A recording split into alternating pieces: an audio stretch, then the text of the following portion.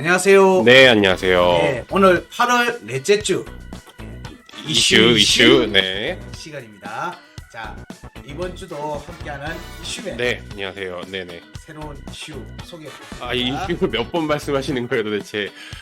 네, 바로 소식을 전해드리도록 하겠습니다. 네, 이번 주 말이죠. 현지 시각 24일부터 2박 3일간 이 잭슨홀 미팅의 예정이 되어 있는데요. 이 미팅 회의 결과에 따라서 이 비트코인뿐만이 아니에요. 전체적인 거시적인 경제 상황이 어떻게 좀 영향을 줄 거라고 생각하기 때문에 이 잭슨홀 미팅에서 이제 연준 파월 의장의 발언이 또 이제 굉장히 주목해야 될 사안이라 해서 가지고 왔습니다.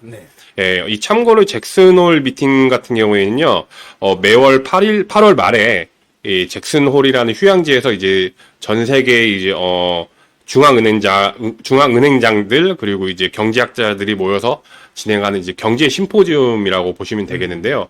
이게 왜 중요하냐면은 일단은 올해 주제는 세계 경제의 구조적 변화라고 합니다. 근데 이제 지난해에서 작년이죠. 그러니까는 시장의 정책적인 그 기대를 가지고 있었는데 바로 이제 그 긴축 강화의 의지를 밝히고 나서부터 이제 작년 잭슨홀 미팅 때 엄청나게 큰 파장이 왔었거든요. 그래서 그렇죠. 올해도 역시 굉장히 중요한 일정이라고 생각하고 있습니다. 네.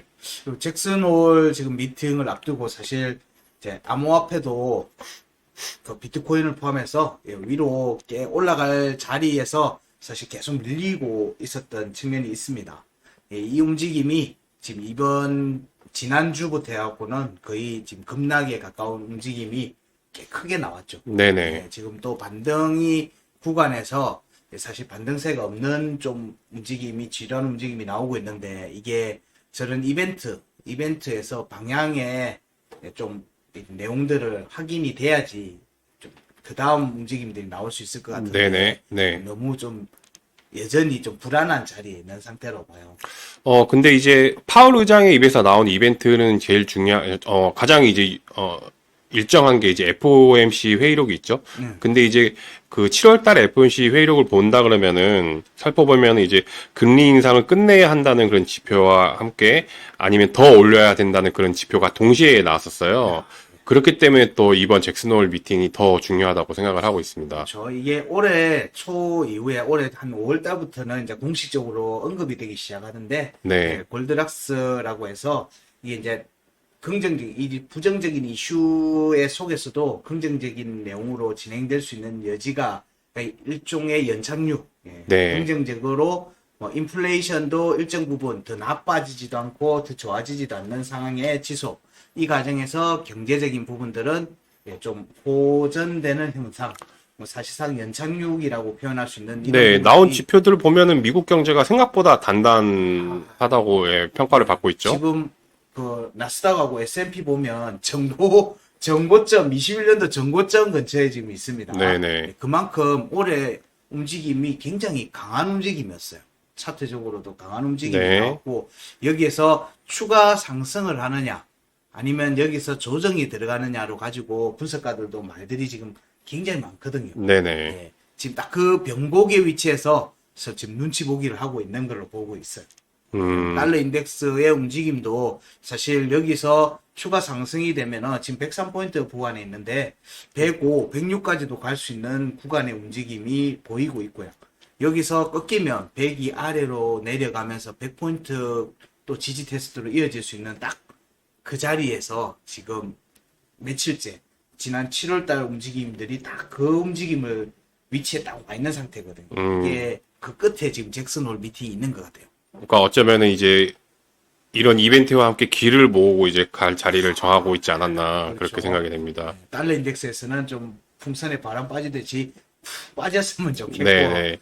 증시와 비트코인 암호화폐 쪽에서는 로켓에 점화를 하는 불꽃이 팍 터지면서 좀 쏘았으면 좋겠다는 생각들을 가지고 있습니다. 네. 네, 어쨌든 이게 사실상 그 정책을 결정하는 그런 자리는 아니에요. 그러니까 뭐 경제에 대해서 토론을 하고 그런 자리인데, 그래도 이제 매년 이게 굉장히 중요한 그 파월 이 의장의 입에서 어떤 게 나올지 다시 한번 주목을 해야 될 필요가 있다고 말씀드리며, 다음 소식으로 넘어가겠습니다. 네. 다음은 이게 좀 음모론이나 의혹 같은 그런 거예요. 이제 음모론요? 네네네. 이제 뭐 많은 분들이 아시겠지만 이제 그 비트코인이 굉장히 최근 몇 주간 엄청난 하락세를 보였잖아요. 네, 엄청난 하락세를 보였는데 이게 어떤 유명한 코인 관련 유튜버가 네. 이제 이 하락장은 블랙록이 주도해서 만든 하락장이다 이런 식으로 이제 의문을 제기했습니다. 네.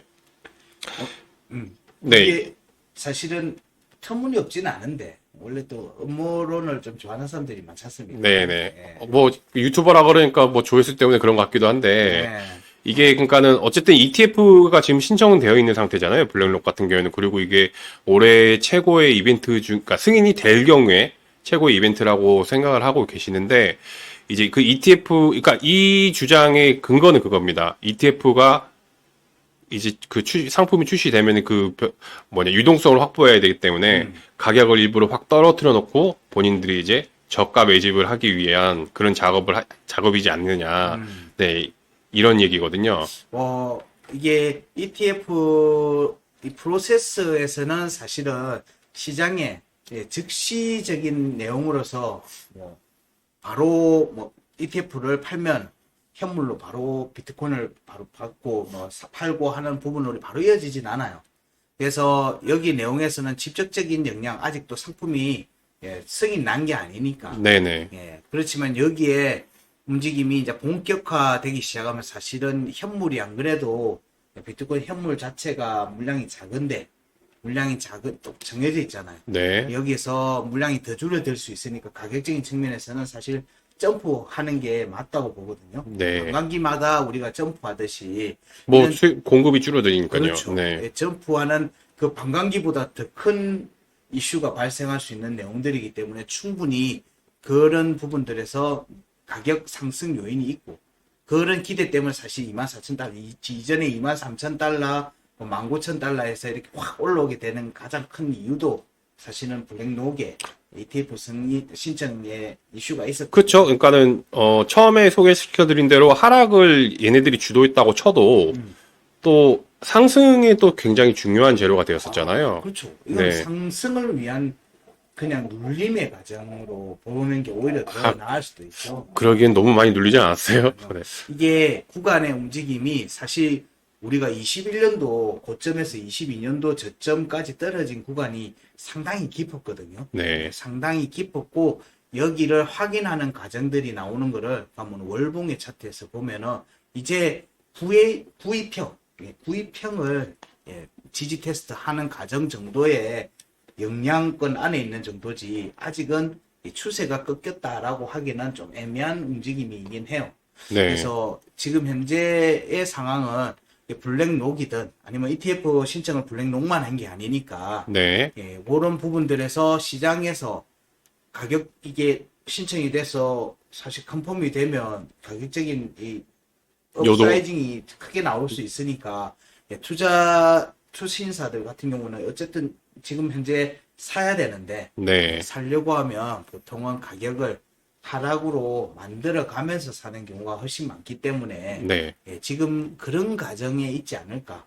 그래서 ETF 승인 여부에 대한 내용들이 나오는 9월 달에 나옵니까? 첫 번째 의견이 10월이죠. 10월 좀 이럴 때 또 한 번 또 시장이 또 출렁이는 모습이 나올 수 있겠죠. 네네. 그런 부분들에서 그때 큰 폭의 상승으로 이어지면 이게 그렇다고 한 번에 막 급등 막 이렇게 확 가는 게 아니라 한 번에 그렇게 되진 않아요? 네, 그렇게 가지는 않죠. 왜냐면 이게 시장을 움직일 수 있는 돈의 규모라는 게 좀 한정적이기 때문에 또 올리면 또 조정이 오고 또 네네. 올리고 조정 오고 하는 이 과정들이 이어서 진행이 될 거다. 이게 큰 틀에 보면 그냥 쭉 상승으로 보지만 금 ETF도 마찬가지였어요. 이게 전체 10년을 보니까 우상향이지만 이거를 쪼개서 작게 본다면. 보면 아래 위로, 아래 위로, 아래 위로 하면서 예, 불안한 뉴스 이런 게 계속 나왔어요. 예, 이런 움직임이 여전히 갈 수 있지만 중장기적으로는 우상향할 수 있는 큰 모멘텀을 제공하는 거다는 내용은 변함이 없습니다. 그래서 또 이게, 저 네. 음모론은 네. 뭐 어떻게 생각하십니까? 음모론이라고도 할 수 있지만 의혹이라고 표현을. 의혹 정도로 네. 음모론을 하면은 사실 답이 없지 않습니까? 네. 의혹 정도. 또 이거랑 또 연관되어 있는지는 모르겠는데, 최근에 그 3개월 동안에 이제 11만 8천 개의 비트코인을 매집한 지갑 주소가 있어요. 이게 3위를 기록했다고 하는데, 이게 그러니까는 뭐 이런 이슈라고, 그러니까 이 의혹이라고 하고, 의혹과 함께 이게 블랙록이 이제 매집한 지갑이 아니냐. 이게 왜냐면은 미화로 30억 달러 이상이거든요. 네네. 역시 형님. 31억 달러 이상인데 11만 8천 개. 이게 그런 의심 아니면은 뭐 추측 같은 것도 있었는데 어쨌든 이 주소는 존재하고 있습니다. 지금 3개월 동안 11만 8천 개를 모은 지갑이 있는데 뭐 블랙록일 것이다 아니면은 이번에 우 블록체인이 발표했을 때는 이제 제미니 거래소 지갑 주소이다 아니면은 뭐 로빈후드 거일 수도 있다. 근데 아직까지 뭐 100% 이렇게 밝혀진 건 없어요. 어쨌든 간에 이 지갑 주소가 블랙록이다 거라는 그런 네, 이야기도 돌았습니다. 저도 그 중에 일부는 조금 못했을 수도 있습니다. 네네. 네. 네. 우리가 이제 방송하기 전에 사실 나눴던 사담에서는 그 11만 개는 내 거다라고 얘기를 했는데 그랬으면 좋겠다. 네. 네, 그랬으면 좋겠다. 저는 뒷감당을 못할 것 같아요. 그러면은. 네. 그래서 그냥 그 중에 조금 샀다. 뭐 이 정도로 얘기를 드리도록 하겠습니다. 네. 네. 다음 기사는요. 저희가 그 RWA 그리고 STO 그러니까는 그 토큰화된 증권 혹은 이제 그 실물 자산 토큰에 대해서 이게 이제 미래 사회의 먹거리가 될 것이라고 여러 차례 강조를 했잖아요. 네. 그거와 연관된 기사인데 이제 그 미국 주식 중에 이제 테슬라, 애플 같은 그런 미국 주식을 토큰화해서 이제 스테이블 코인으로 거래가 가능한 플랫폼이 나왔다는 기사입니다. 이게 디나리라는 플랫폼인데요. 신원 인증을 하면은 미국 주식을 그 스테이블 코인으로 그냥 쉽게 매매가 가능하다고 합니다. 네네. 스테이블 코인으로요? 네네네. 그러면 거의 일단 베이스가 글로벌이네요. 그렇죠. 네. 그리고 베이스가 글로벌이고 당연히 이제 블록체인상 거래가 되기 때문에 이제 모니터링 것도 가능하고 네, 그런 장점이 있다고 보시면 됩니다. 이게 STO라고 보통 얘기를 하면 뭐 RWA라고 하면은 보통 실물 자산을 얘기해요. 자산에는 증권도 포함되고 부동산도 있고 뭐 이제 뭐 유가증권 일반적인 채권도 있을 수도 있고 여러 가지가 있죠. 그림도 네. 있을 수가 있죠. 이런 다양한 자산군을 토큰화시키는 과정들을 RWA 혹은 STO라고 하는 전반적인 프로세스로 얘기를 드리는데 여기에서 증권만 이번에 진행한 곳이 나왔다는 거죠. 그 미국 증권이죠. 예, 미국 증권이나 또 이제 그 상장지수 펀드, 그러니까 ETF까지 거래가 가능하다고 합니다. 이게 사실 그 내용들을 토큰화 시키는 부분들은 또 조각을 또 할 수가 있죠. 네. 조각을 쪼개서도 할 수 있는 부분들이 조각을 쪼갠다 그러면은 어떤 게 달라지는 거죠, 그러면? 예를 들어서 애플, 뭐 예를 들면 이렇게 할 수 있잖아요. 애플 주가가 1달러인데 1달러를 또 거기서 쪼갤 수 있다는 쪼갤 말씀이에요? 수도 있겠죠. 1달러를 쪼개서 할 수도 있는, 그러니까 일종의 액면 분할로도 그렇죠. 시도를 해볼 수도 있어요. 왜냐하면 결국에는 이 내용들에 대해서는 디파짓 보증이 돼 있으면은 그 토큰에 대한 부분들에 대한 소유권이 넘어가 있는 거기 때문에 네네. 그런 부분들로 보면 다양한 가능성이 존재하고 시장의 규모가 어마어마하게 커지면서 사실은 가격적인 부분에도 엄청난 효과를 줄 수가 있죠.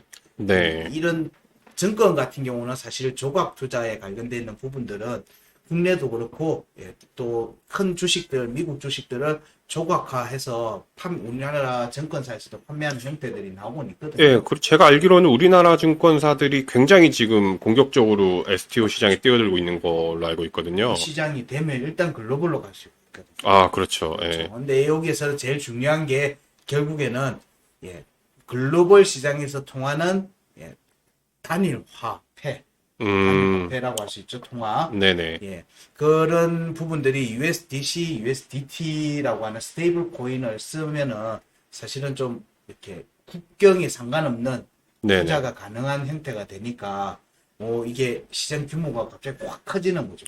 그렇죠. 그리고 코인 그 투자자들 입장에서는 또 이런 스테이블 코인을 이용을 해서 예를 들어서 미국 주식을 산다는 거는 또 진입 장벽이 굉장히 낮아지는 그런 경우잖아요. 그럴 수도 있죠. 그리고 블록체인 산업과 기존의 이제 주식 시장이 이제 융합이 된다고 해야 되나요? 아무튼 예, 그런 게 굉장히 인상적인 것 같습니다. 그래서 이전에는 증권 쪽의 자산, 뭐 암호화폐의 자산 이게 구분이 막 구분시켜서 그렇죠. 봤었던 그렇죠. 내용들이 네네. 이제는 사실은 이제 디스킬 가능성이 굉장히 높다고 봐요. 자연스럽게 예. 예. 그래서 증권도 사실은 이제 지갑에 넣는 형태. 우리는 기존에는 증권 거래소를 일반적인 증권사를 통해서 거래를 하고 증서는 다른 곳에 보관을 하고 있었는데 이런 부분들이 이제 개별적으로 토큰화되면은 사실 자기 보관이 된다는 얘기거든요. 본인 지갑만 있으면 되는 거죠. 그렇죠. 예. 뭐 또 이거를 처리해주는 거래소가 또 다른 거래소에 우리 지금 일반 종목 알트코인이나 이렇게 코인들 여러 이제 해외 거래소들 상장되면 거기서 거래하는 것처럼 네. 그런 부분들로 갈 수 있는 기술적인 이제 토대가 마련됩니다. 사실 이제 기술의 문제가 아니라 이거는 법적인 문제에 대한 부분. 그렇죠. 예. 보증에 대한 문제가 있기 때문에 법령이 문제가 좀 해결이 되고 나면 사실은 이 시장이 좀 굉장히 글로벌해질 수가 있으니까. 근데 개인적으로는 저희가 또 여러 번 언급해드렸듯이 이제 그 증권화된 토큰 시장은 그 착실하게 제도권 안으로 들어와서 시장이 제대로 형성될 거라고 보고 있죠. 그렇죠. 아주 긍정적으로. 이게 되면 사실은 이제 기존의 시장에서 일반 우리가 알고 있는 일반 국내 거래소, 뭐 해외 거래소에서 생길 수 있는 이제 문제들을 사실은 기존의 레거시 금융 쪽에서 많이 흡수할 수 있는 여지도 생기기 때문에 네.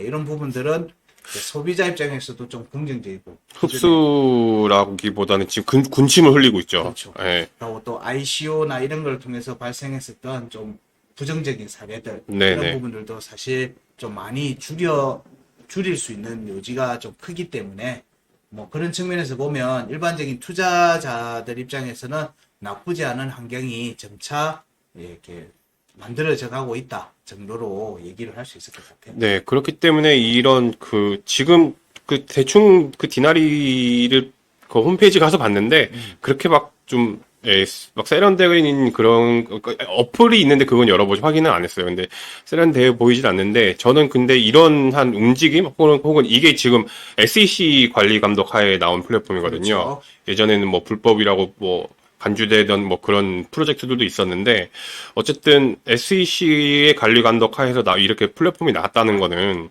뭔가 좀 본격적이고 합법적인 움직임이 나왔다는 거고 이걸 비즈니스적인 측면에서 본다 그러면은 이제 블록체인 기술의 이제 대량 채택으로도 볼 수 있다고 생각을 합니다. 네네. 그래서 올해 내년에 비즈니스라는 측면, 암호화폐의 비즈니스로의 확대라는 측면에서 보면 굉장히 긍정적인 방향, 네. 긍정적인 방향의 뉴스라고 보여집니다. 저희가 그리고 STO 관련해서 암호화폐 프로젝트도 좀 몇 번 많이 다뤘었죠. 그렇죠. 네, 대표적인 그것도 종목이 뭐가 있죠? 레이븐. 레이본. 아니, 갑자기 나온 게 그건데, 매매를 보니까, 다루긴 했었다는 거죠. 네네. 그렇죠. 저희도 그쪽에 알트코인 매매 영상하고 뭐 이슈, 뭐 점검이나 이런 데서 지속적으로 다뤘던 종목들이 여러 가지가 있어요. 네. 뭐, 폴리메시도 있고, 네네. 영상을 꼭 참고해 보시고요. 네. 그래서 제가 이제 이번 주 준비한 소식은 여기까지입니다. 어쨌든, 네, 이번 주말에 잭슨홀 미팅이 좀 굉장히 중요한 그런 이벤트인 것 같습니다. 네.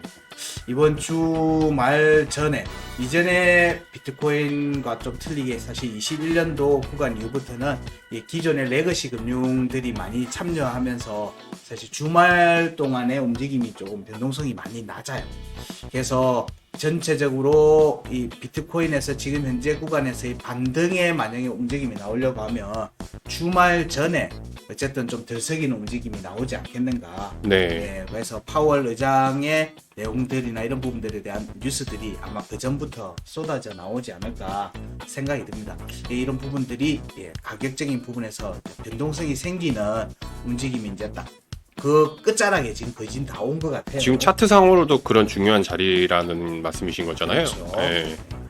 뭐 어디로 정확하게 튈지는 뭐 위로 뭐 지금 달러 인덱스도 상승이 될 수 있는 자리 혹은 또 큰 폭의 하락이 나올 수도 있는 자리 그다음에 비트코인과 증시도 마찬가지고요. 추가 하락이 될지 긍정적으로 3만 달러 구간으로 점프를 하는 움직임이 나올지 이런 부분들이 이제 대략 방향이 이번 주에는 어느 정도 좀 형성이 되지 않겠는가 정도 여겨집니다. 네, 알겠습니다. 네. 그러면 자 오늘 준비한 8월 넷째 주 이슈의 모든 이슈는 다 체크했고요. 다음 주에도 또 좋은 이슈로 아니면 재미있는 거 있으면은 뭐 예. 재밌는 거 꼭, 갖고 꼭 중요하지는 않더라도 좀 재미가 요새 재미있는 기사가 별로 없어가지고 그렇죠. 이 정이 좀 네, 사라지면 이슈가 유동성도 없고 네네 아무튼 그렇습니다. 다음 주 이슈에도 또 좋은 소식으로 찾아뵙도록 하겠습니다. 예, 고맙습니다. 감사합니다.